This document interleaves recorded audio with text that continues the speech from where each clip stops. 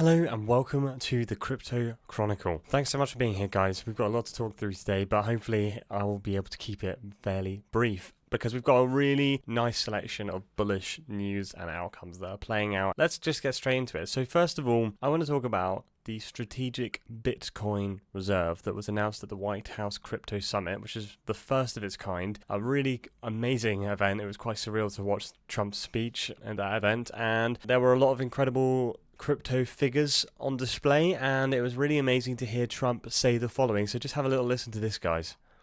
America will follow the rule that every Bitcoin knows very well: never sell your Bitcoin. That's a little phrase that they have. I don't know if that's right or not. Who the hell knows, right?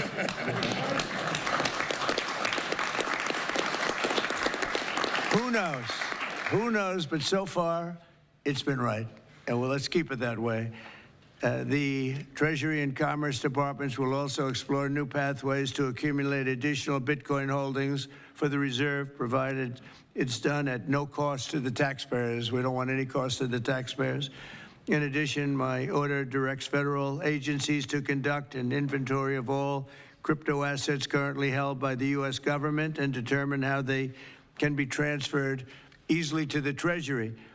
Non-Bitcoin digital assets will be held in a new U.S. digital asset stockpile where they will be managed properly.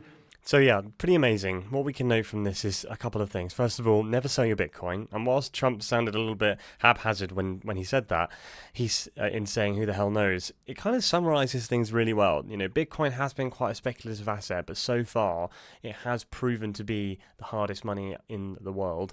And essentially what we have is a display of recognition that Bitcoin, although we don't 100% know for sure, who the hell knows, right? He said, we don't know where it's going, but it's been right so far. And in all likelihood, it's going to continue to be right. And Trump understands this. In addition to this, he has ordered the Commerce and Treasury departments to accumulate new Bitcoin in budget-neutral strategies. In addition to this, we have Texas Strategic Bitcoin Reserve advances amid market volatility on Forbes, but essentially, the Bitcoin Reserve has passed the Senate with a landslide vote 25-5. So we're now going to see it advance to the House, and I think there is potential that this is very likely to go through. So that's really great news. And this is only one of a few states that are in a similar kind of process. So we should be seeing the states front running the government in buying Bitcoin because they'll probably be buying their own Bitcoin. So whilst the federal government might not be buying Bitcoin immediately, these places like Texas probably will be. Now, I just want to show you this little clip as well of the Treasury Secretary Scott Bessent talking about his position on Bitcoin once prompted. Yeah, so Joe, I am a big proponent of the U.S. taking the worldwide lead in crypto. I think we have to bring it onshore and they use our best practices and regulation. I think that the Bitcoin reserve, before you can accumulate it, you have to stop selling it. So what we have now is from a seized asset pool, and I wasn't there when it happened, but I believe what happened was about 500 million of Bitcoin was seized, half of it was sold, and what we have now that, say it's over 10 billion, 10, 12 billion, that's all through appreciation. So the first thing to do is to stop the selling. So we are going to, after the victims are paid and all of that, any seized assets will go into this reserve, and then we'll see what the way forward is for more acquisitions for the reserves. And we're starting with Bitcoin, but it's an overall crypto reserve. Right. So, you guys should watch this. It's a great interview with Scott Bessent. You can quite clearly see here that he is actually looking for strategies to buy it, but the fact is they're not going to be selling. So that is essentially a supply shock. We have literally tens of billions of dollars worth of Bitcoin held by the US government that is now not going to be sold. That is hundreds of thousands of Bitcoin off of the market, creating increased scarcity where there is already an increase in demand and an increase in scarcity that's coming from the exchanges, which are kind of running out of Bitcoin to sell. We can see the exchanges are taking less Bitcoin onto the market. It's coming off of it. At the moment, this isn't reflected in the price because, people don't really think forward and they'll just see the price action, and most retail investors just sell and they panic sell. You can see this in the chart here. Bitcoin is down to about 84,600 today, which is still a pretty good price, but we expect this in this consolidation period because now Bitcoin has essentially fully priced in the quantitative tightening measures that we saw in the Q4 of 2024. Okay, so I expect to see consolidation for the next couple of weeks, and by the end of March, we're going to start heading higher. All right, it's as simple as that, guys. Now, speaking of tightening and quantitative measures, let's look at the macro side of this. So, European Central Bank cut interest rates again. So, they've gone from 2.75 to 2.5. So this is a nice 25 basis points cut, I believe. They've already cut rates so much compared to other countries. Bank of England has just started cutting rates. I expect to see the Fed cutting rates. And the reason for this is quite simple. I think there's a plan happening right now with the tariffs. And what I think is that the tariffs are in place to some extent. Obviously, there's negotiations in place. There's trade wars happening. One of the things that, in my opinion, Scott Bessent and Trump want to achieve is a weaker dollar. One of the ways they can do this is by creating chaos in the markets, by implementing tariffs, and force a weaker dollar. Chaos has caused volatility in the traditional financial markets. All of these risk on assets, Nasdaq, S&P 500 and Bitcoin,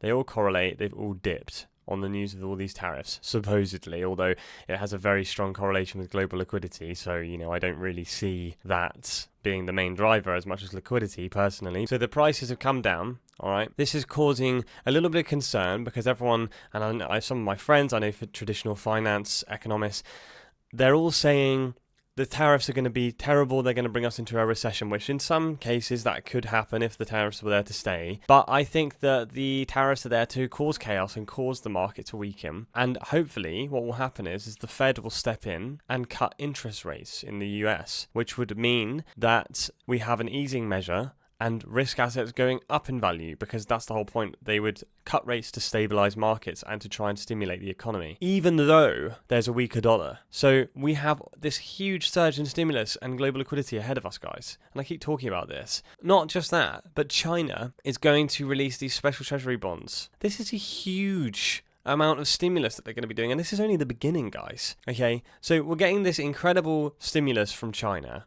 where they're in an unprecedented debt deflation situation where they need to stimulate the economy like they've never had to do before since basically the 70s, and it was a different time then. So very, very unusual situation in China right now. I expect to see a large amount of liquidity fast. The US dollar, if we look at the US dollar, this is relative to the recent timeline here, and you'll see I've kind of said over here some other stuff.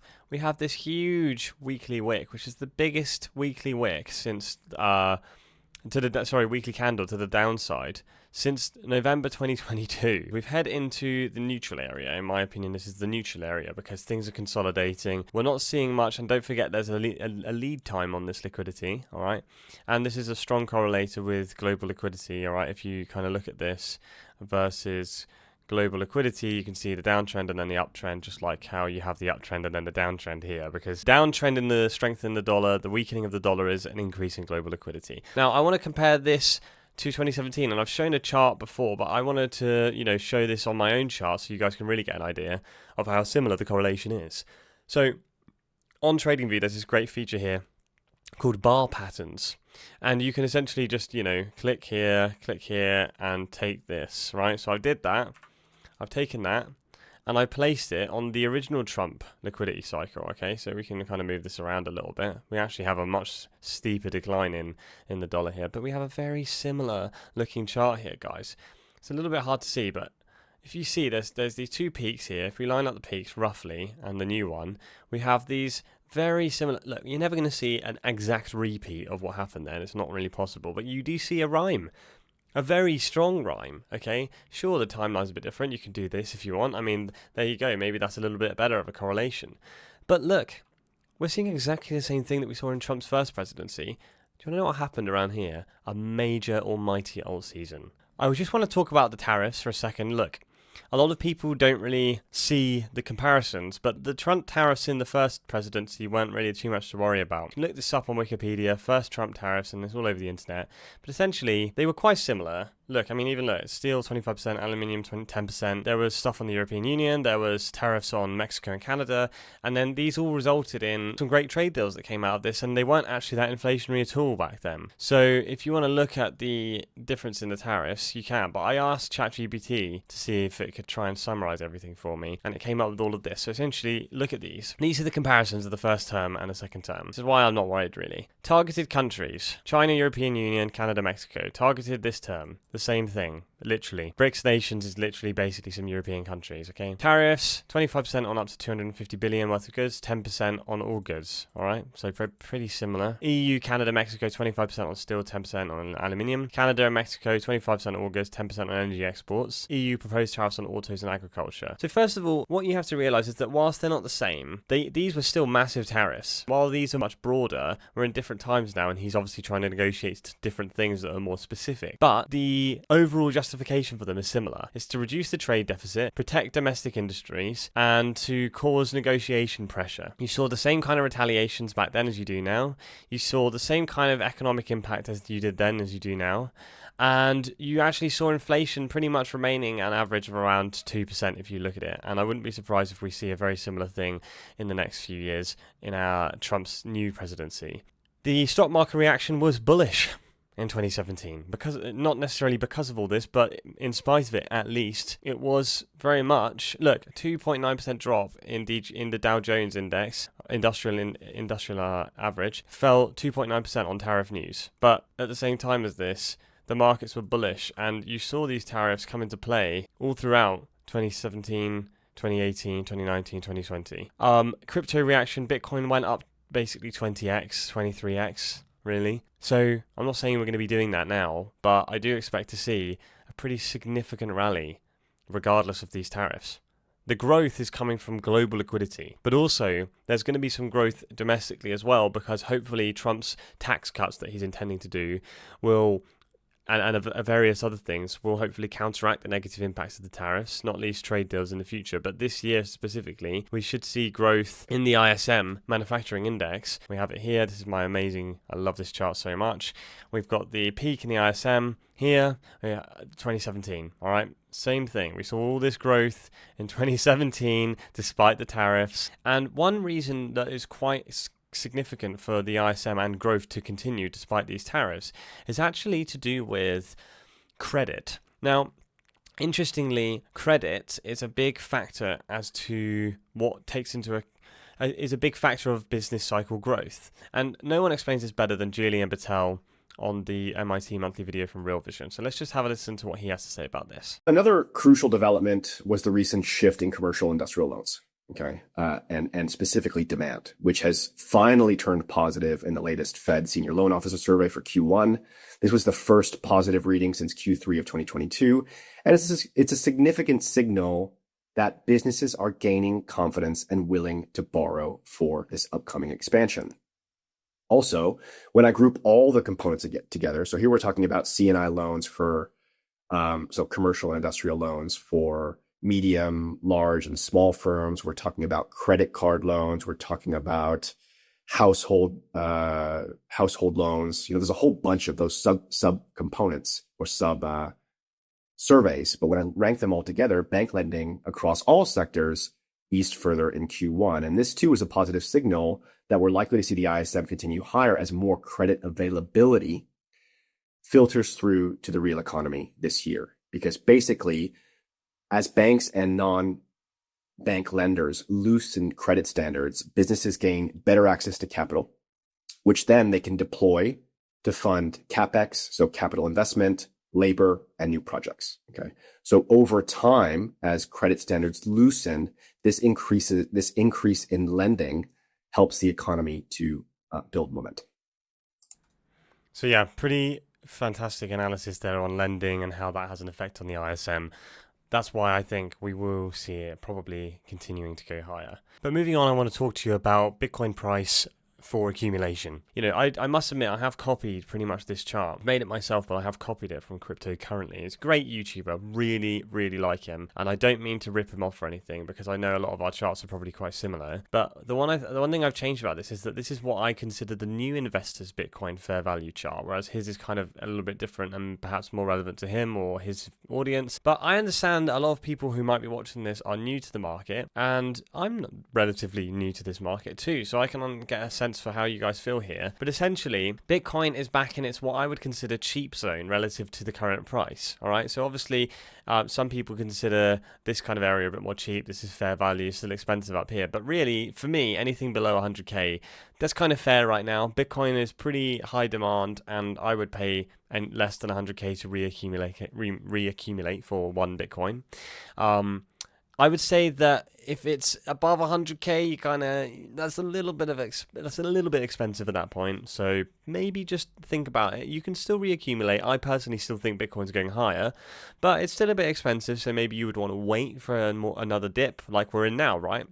So while you were over here, I might have advised the same thing, and now we're in a dip, so you can buy cheaper. Wait for the bear market is kind of like, okay, anything above that all-time high right now is like, you don't know where it's going to come down from that point. And whilst I think that, yes, Bitcoin is going to head higher, just like global liquidity, just like the ISM is going to head higher, I still think that it's riskier to be buying at a higher price, especially if it's over 100k from where we are right now. If it goes above 109k, let's say it goes to 120, I would be very cautious buying there, because we would likely see some sort of correction, and it might be up to 30%, which would take us all the way back down to 100k, which, yeah, okay, then you're in the expensive region, but it's still cheaper than up here. So I would wait, maybe not for the bear market, but that's kind of an exaggeration. I'm going to show you my portfolio now. There's not been that many changes, except I did double my Bitcoin position, just because it, like I said in that chart, it's in a fair value for me right now. I've also added to my index funds as my monthly DCA continues, and thankfully that actually coincided with a nice dip that we've just experienced in the Nasdaq and the S&P 500. So guys, that's basically it for today. Thank you so much. I know that was a little bit of a long waffle, but I hope you found some use out of this, and I'm really glad that I get to talk about all these things. So please help me out by subscribing, liking the video, leaving a comment, and ringing that notification bell. All of those things really help. And thank you so much for watching to this point in the video. It makes a big difference to me. And I'll see you in the next one. Bye for now.